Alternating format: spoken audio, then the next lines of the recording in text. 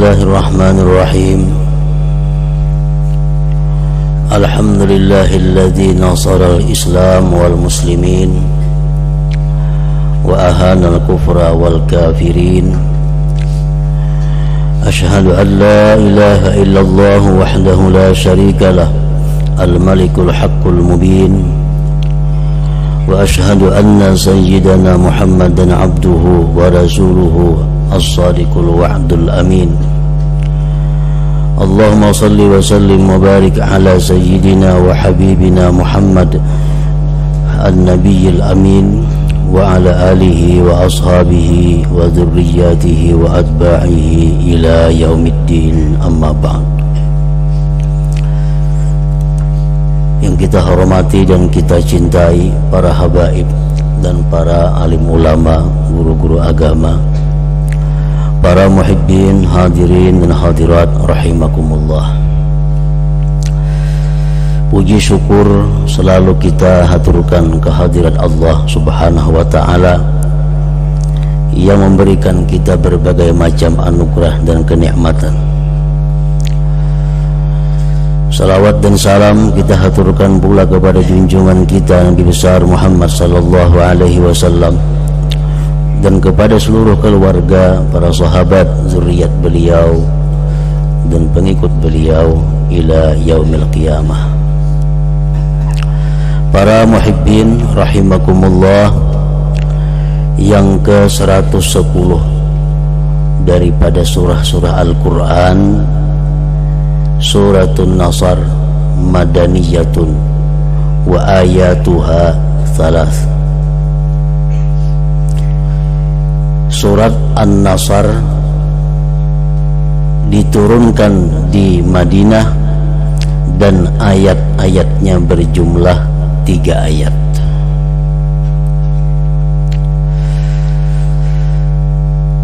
Di antara kalangan ahli tafsir menjelaskan bahwa ini surat An-Nasr termasuk di antara surah-surah yang turun menjelang wafatnya Rasulullah sallallahu alaihi wasallam, karena Rasulullah sallallahu alaihi wasallam wafat sesudah 60 hari turunnya ini surah, dan ada yang mengatakan 80 hari.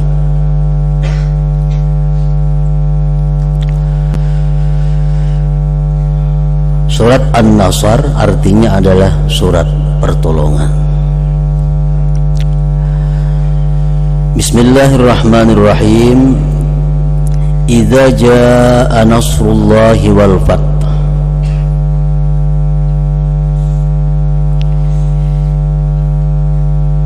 Imam Al-Qurtubi mengatakan idza bimakna qad. Iza itu artinya adalah sungguh. Jadi maksudnya sungguh telah datang pertolongan Allah dan kemenangan.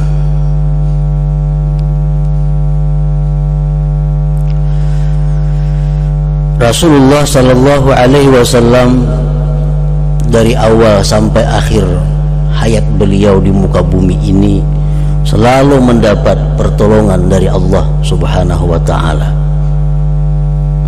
sehingga Allah menegaskan di dalam ini surah idza jaa nasrullah wal fath, sungguh telah datang pertolongan Allah.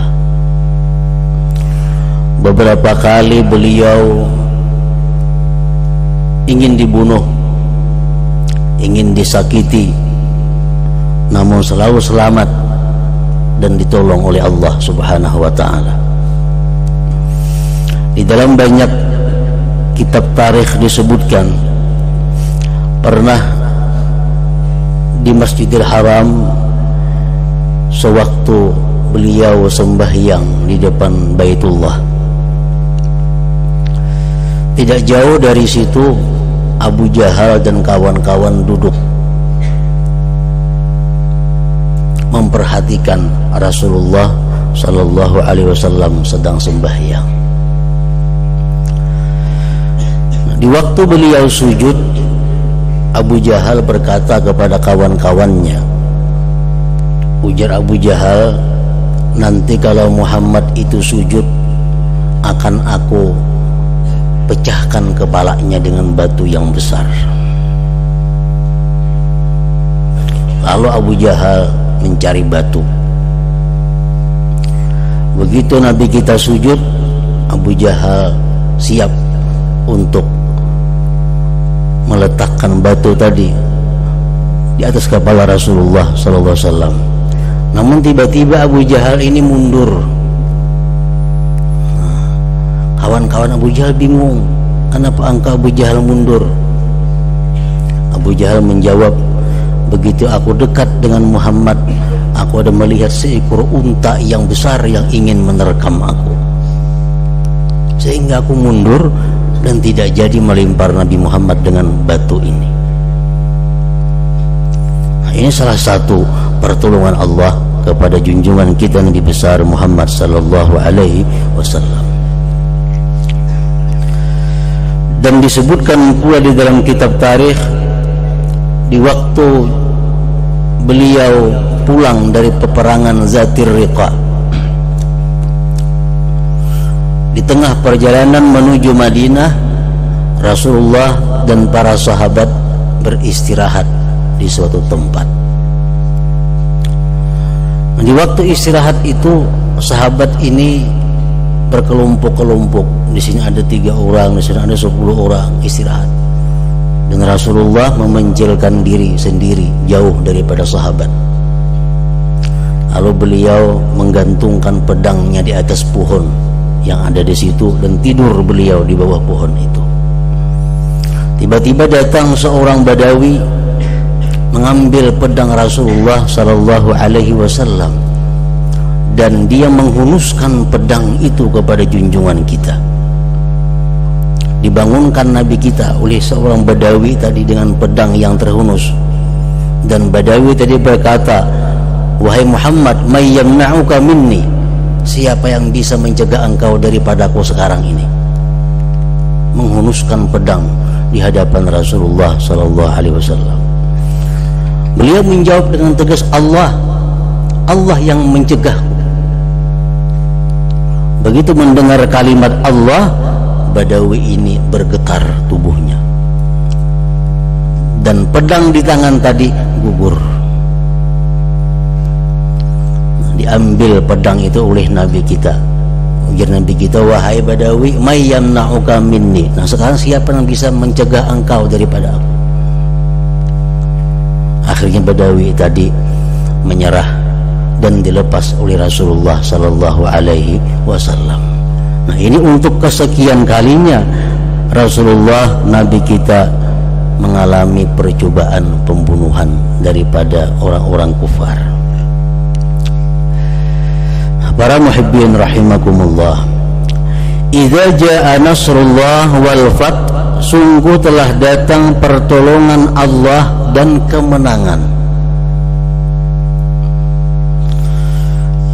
Nah, kemenangan yang dimaksud di sini adalah kemenangan di mana Rasulullah sallallahu alaihi wasallam berhasil merebut kembali kota Mekkah yang telah sekian tahun beliau tinggalkan karena diusir oleh kufar Quraisy. Nah, dalam perebutan kota Mekkah itu Rasulullah berangkat dari Madinah bersama dengan 10.000 sahabat. Bahkan ada yang mengatakan 12.000 sahabat bersama Rasulullah menuju Mekkah dengan tujuan ingin merebut kembali kota Mekkah. Nah, ringkas riwayatnya, begitu sampai di Makkah tidak sedikit pun terjadi pertumpahan darah. Orang-orang Mekkah dengan rela menerima, dengan sukacita menerima kedatangan beliau dan para sahabat-sahabatnya itu. Nah, inilah yang dimaksud dengan wal fath di sini. Nah, Allah Subhanahu wa taala menjelaskan kepada Nabi kita, idza jaa nasrullah wal fath, sungguh telah datang pertolongan Allah dan kemenangan. Wa ra'aitan nasa yadkhuluna fi dinillahi afwaja, dan engkau lihat wahai Rasul, manusia itu masuk ke dalam Islam berbundung-bundung. Begitu kota Mekah sudah dikuasai, maka orang-orang yang di sekitar Mekah daripada bangsa Arab berbundung-bundung masuk Islam. Sebagian ahli tafsir mengatakan yang dimaksud dengan manusia di sini adalah ahlul Yaman, orang-orang Yaman. Wa dzalika annahu warada minal Yaman 700 insan mu'minin ta'iin, dan pada waktu itu datang kepada Rasulullah sallallahu alaihi wasallam sebanyak 700 orang daripada Yaman beriman dan taat kepada Allah dan Rasulnya. Dan para ahli tafsir yang lain mengatakan bukan hanya ahli Yaman yang dimaksud di dalam ayat yang kedua ini, tetapi adalah seluruh orang-orang Arab yang ada di sekitar Mekah. Mereka berbundung-bundung masuk ke dalam agama Islam karena mereka sudah meyakini bahwa apa yang diajarkan Rasulullah itu adalah satu kebenaran, bukan sesuatu yang salah atau sesuatu yang batil. Nah, para muhibbin rahimakumullah, Rasulullah sallallahu alaihi wasallam bersabda, "Innan nasa dakhalu fi dinillahi afwaja wa sayakhrujuna min dinillahi afwaja." Zakarahul Mawardi. Ujar Nabi kita bahwasanya manusia itu masuk Islam berkelompok-kelompok, berbundung-bundung. Jadi sejak zaman itu manusia selalu berbundung-bundung masuk agama Islam. Wa sayakhrujuna min dinillahi afwaja, dan mereka selagi keluar dari Islam pun berbundung-bundung. Tentunya ini di akhir zaman nanti. Jadi pada awal Islam orang-orang masuk Islam berbundung-bundung, dan di akhir zaman umat Islam meninggalkan Islam, keluar daripada Islam pun berbundung-bundung. Nah, para muhibbin rahimakumullah, apa yang dimaksud dengan mereka keluar dari Islam itu berbundung-bundung? Bukan artinya bermurtad semuaan orang berbundung-bundung, bukanlah demikian yang dimaksud. Tetapi umat Islam itu nantinya di akhir zaman mereka berkelakuan, bertetangga, berkeluarga, berusaha meninggalkan apa-apa yang diajarkan oleh agama Islam. Walaupun dia seorang muslim, dia orang muslim, tapi gaya hidupnya, pakaiannya, perhiasannya bukan seperti orang muslim. Dia orang muslim, tapi usahanya, jual belinya, perdagangannya jauh daripada ajaran Islam. Dan ini dicontoh, ditiru oleh orang muslim-muslim yang lainnya. Ada usaha berhasil, walaupun usaha ini haram. Islam-Islam yang lain berbundung-bundung mengikuti usaha seperti itu. Ada model pakaian yang baru, model pakaian yang hanyar, yang bertentangan dengan ajaran Islam, dipakai oleh orang Islam. Yang lainnya berbundung-bundung mencontoh pakaian seperti itu. Nah, ini sudah disabdakan oleh Rasulullah sallallahu alaihi wasallam. Wa ra'aitan nas yadkhuluna fi dinillahi afwaja fasabbih bihamdi rabbika wastaghfir innahu kana tawwaba.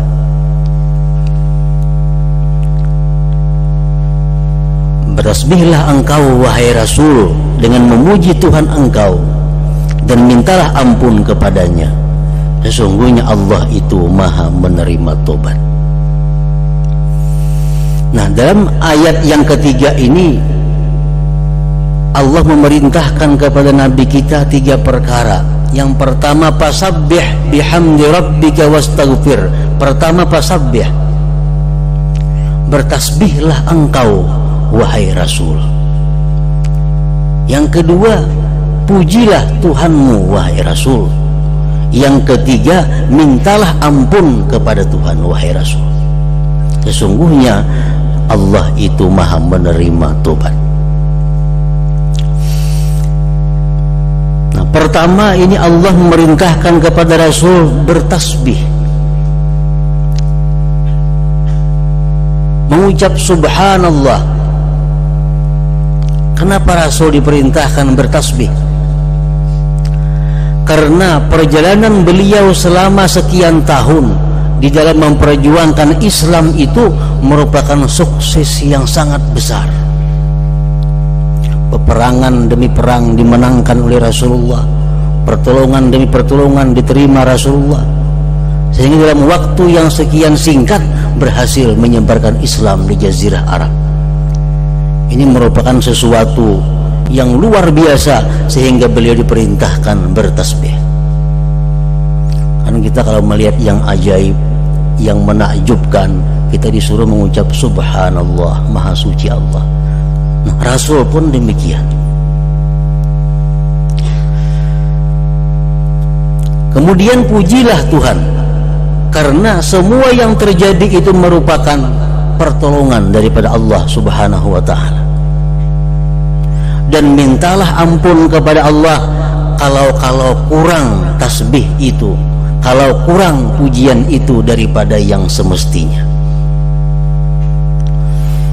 Innahu kana tawwaba, sesungguhnya Tuhan Allah Subhanahu wa ta'ala itu menerima tobat.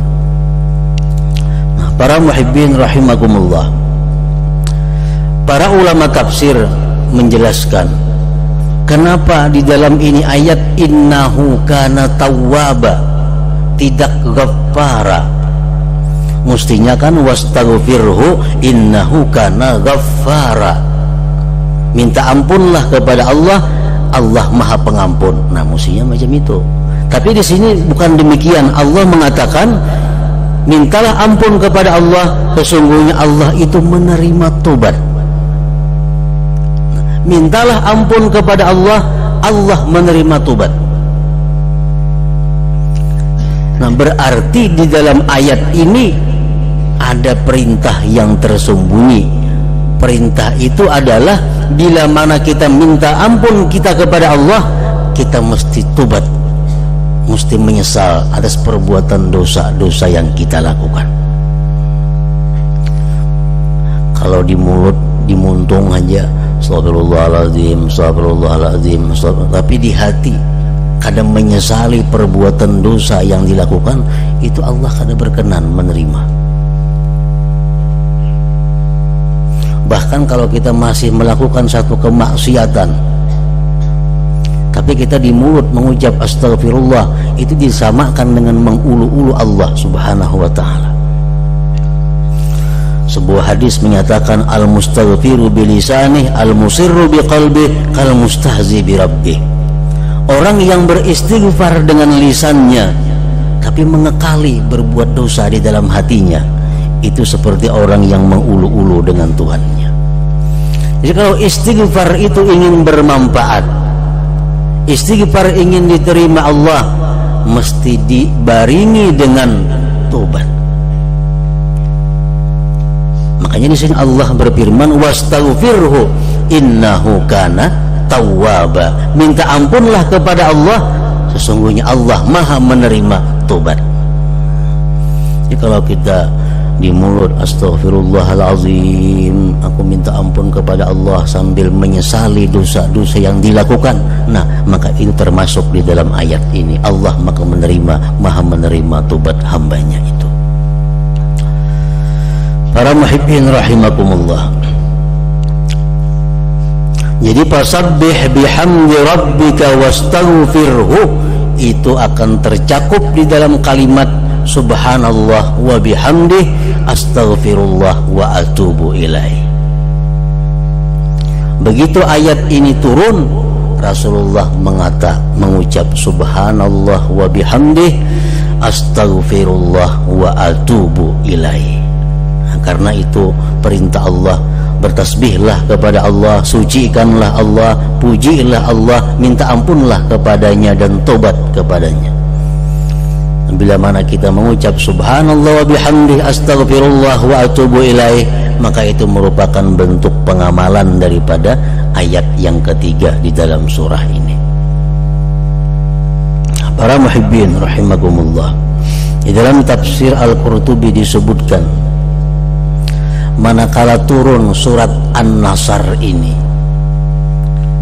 dan Rasulullah membacakan ini surah di hadapan sahabat-sahabat beliau, di situ ada Abu Bakar, ada Sayyidina Abu Bakar, Sayyidina Umar, Sa'ad bin Abi Waqqas, Sayyidina Abbas. Fafarihu wastabsharu, mereka gembira mendengar surah ini. Wa bakal Abbas, cuma Abbas yang menangis. Paman Rasulullah menangis mendengar Rasulullah membaca surat ini.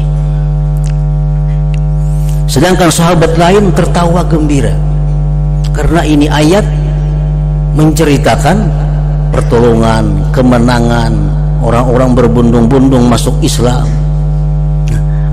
Sayyidina Abbas menangis. Faqala lahu Nabi sallallahu alaihi wasallam, ma yubkika ya am?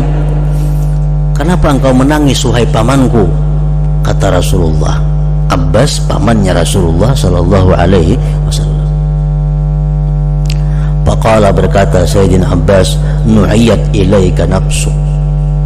Ini surah merupakan kabar tentang wafatnya engkau. Abbas mengetahui bahwa ayat ini merupakan berita bahwa engkau akan dipanggil oleh Allah dalam waktu yang tidak lama lagi. Faqala, berkata Rasul, innahu kama qulta. Memang demikian wahai Abbas, wahai paman. Sebagian ahli tafsir mengatakan 60 hari sesudah surah ini Rasulullah wafat. Ada yang mengatakan 80 hari. Siti Aisyah radhiyallahu anha, beliau mengatakan bahwa Rasulullah sallallahu alaihi wasallam memperbanyak setiap harinya mengucap kalimat ini, subhanallah wa bihamdih astaghfirullah wa atubu ilaih. Dulunya kada pernah Rasulullah membaca seperti itu, tapi akhir-akhir ini Rasulullah membaca itu dan banyak. Subhanallah wa bihamdih astaghfirullah wa atubu ilaih.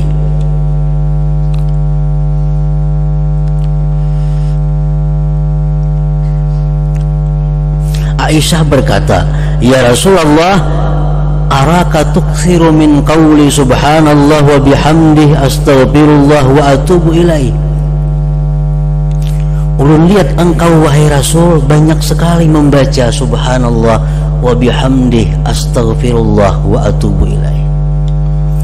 Faqala, Rasulullah menjawab, khabbarani rabbi anni sa'ara alamatan bi ummati fa idza ra'aituha aktsartu min qawli subhanallah wa bihamdih astaghfirullah wa atubu ilaih. Faqad ra'aituha idza jaa nasrullah wal fath. Ujar Nabi kita, Allah Tuhanku mengkhabarkan kepadaku bahwa aku akan melihat tanda-tanda pada umatku. Bila aku lihat tanda-tanda itu, maka aku memperbanyak membaca subhanallah wa bihamdih astaghfirullah wa atubu ilaih. Dan tanda-tanda itu, kata Rasulullah, sudah kulihat. Apa tandanya? Idza jaa nasrullahi wal fath. wa ra'aitan nasa yadkhuluna fi dinillahi afwaja fasabbih bihamdi rabbika wastaghfirhu innahu kana tawwaba. Nah, para muhibbin rahimakumullah, para ulama menyimpulkan daripada ini bahwa untuk orang-orang yang sudah mendekati kematian, macam Rasulullah itu umur segini sudah 63 tahunan waktu itu. Nah, artinya orang-orang yang sudah berumur 63 tahun, alangkah baiknya mereka itu mencontoh Rasulullah Sallallahu Alaihi Wasallam, memperbanyak membaca kalimat tadi. Kenapa sebabnya? Karena orang-orang yang sudah berumur 63 tahun itu sudah mendekati akhir masa hidupnya, dan berharap dengan kalimat-kalimat yang diucapnya itu dia mati dalam keadaan husnul khatimah. Arti banyak itu berapakah sehari? 100 kah, 200 kah, 300 kah? Subhanallah wa bihamdi astaghfirullah wa atubu ilaih. Ini dilakukan oleh Rasulullah Sallallahu Alaihi Wasallam. Nah, nang kada tuha bang, kada salah aja membaca itu. Cuma nang tuha perlu banyak, itu maksudnya. Nang 40, 30 bagus ya membaca. Cuma nang tuha-tuha, nang sudah parak, nah itu perbanyaklah membaca itu agar wafatnya dalam keadaan husnul khatimah, mendapat ampunan dari Allah Subhanahu wa Ta'ala. Nah, yang ke-111 surah Al-Masad. Hadratin Nabi sallallahu alaihi wasallam. Al-Fatihah.